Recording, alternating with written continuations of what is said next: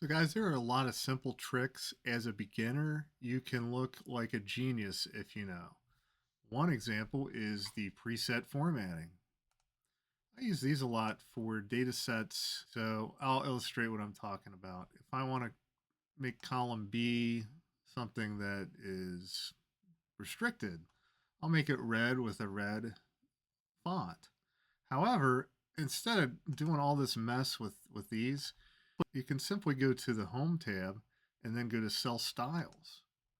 And actually, the first one is called Bad. Maybe it's not bad. Maybe it means caution. I don't know. Think of it like a stoplight. So anyway, I've made the background pink and the font color red without really doing much. Similarly, if I go to C, Cell Styles, Neutral, I get that. Kind of a brown font with a yellow background. And if I go here, Cell Styles, good. I have a green background with a green font. If I wanted to unapply all that, you just go back to Cell Styles and go to Normal.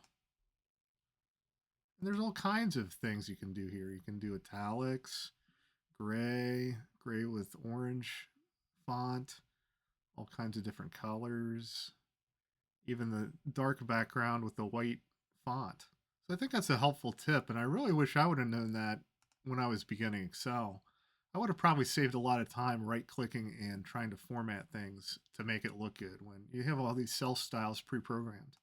So there you go, simple tip. Hopefully you get to use it and look like a genius.